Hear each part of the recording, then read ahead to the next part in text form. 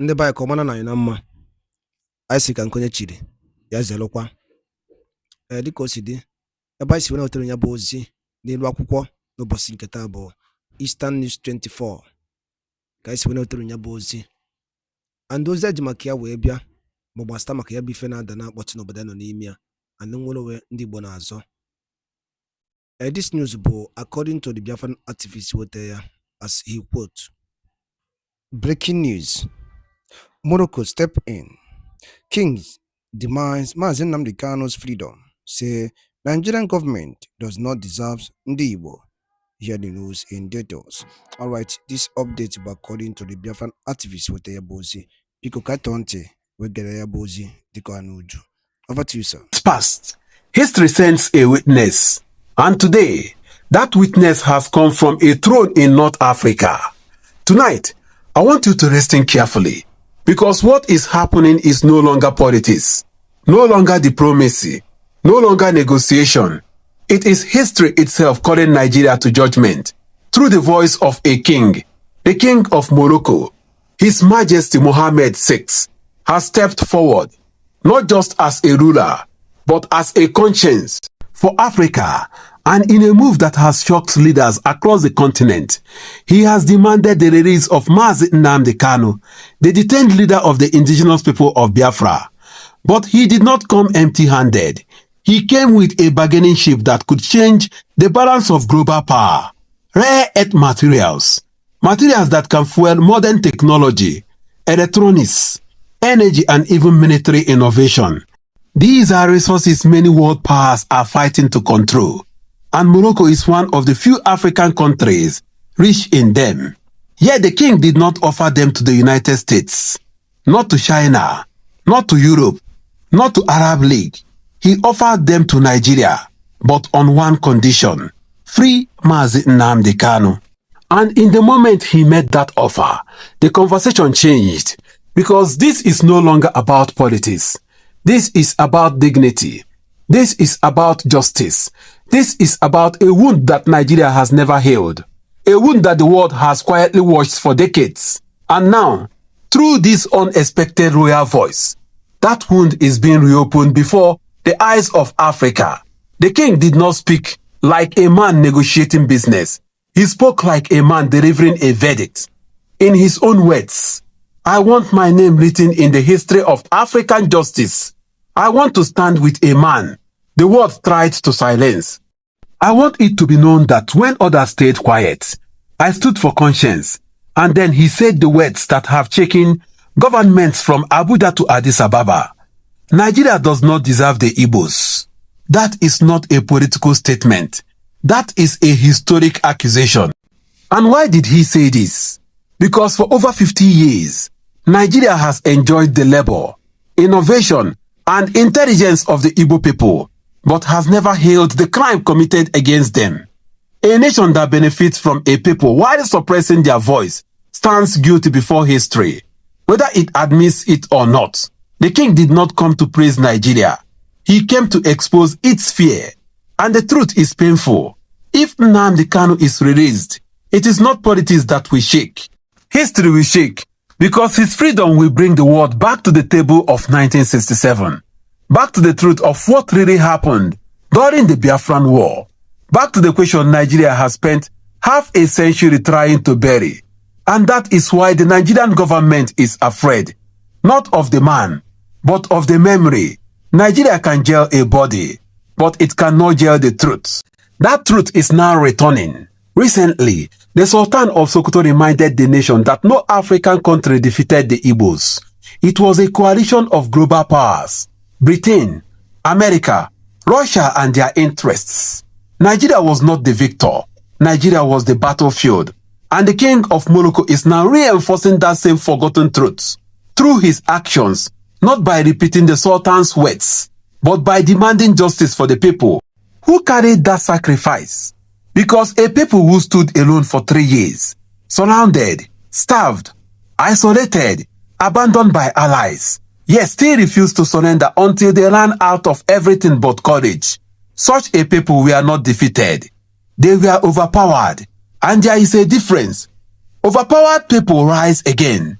Defeated people disappear. The Igbo nation did not disappear. Today, the world trades with them, learns from them, invests through them, builds through them. The Nigerian economy stands on their backbone. Innovation in Nigeria is carried by them.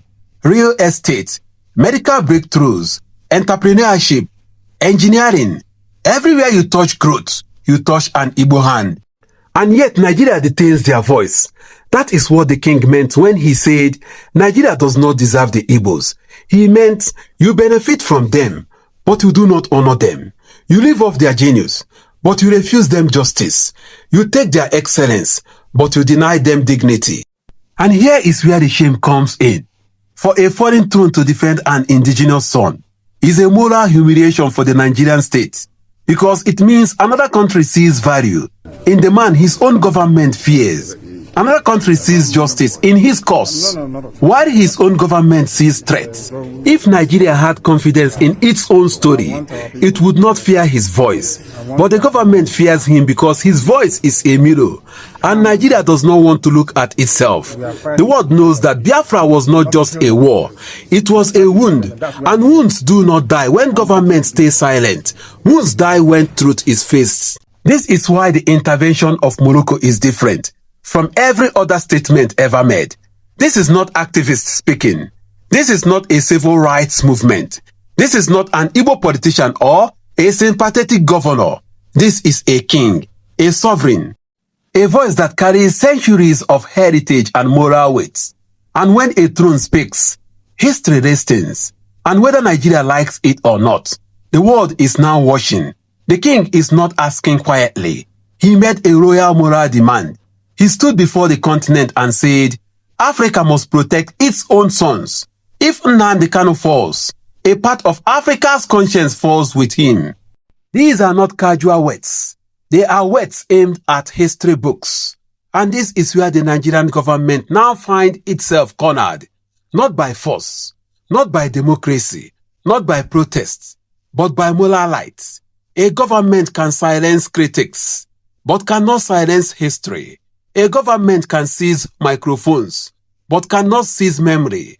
And in that moment, Nigeria's greatest fear has been revealed. Not secession, not protests, not referendum, exposure.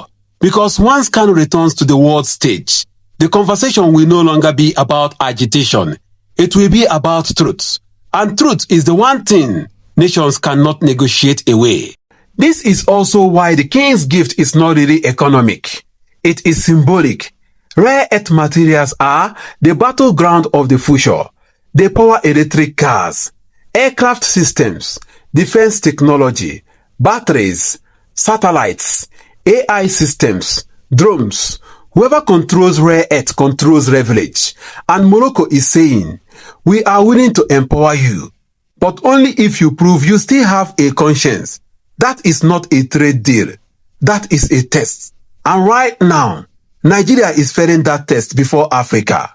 For the first time since the Biafran War, the narrative is no longer, why is Nnamdi Kanu fighting? The narrative have changed to, why is Nigeria afraid of his freedom? And this is a question the government will struggle to answer without opening the pages it has tried to bury. Tinubu himself has now become part of this unfolding drama because he is the man holding the key. And the world is watching to see whether he will choose justice or pride.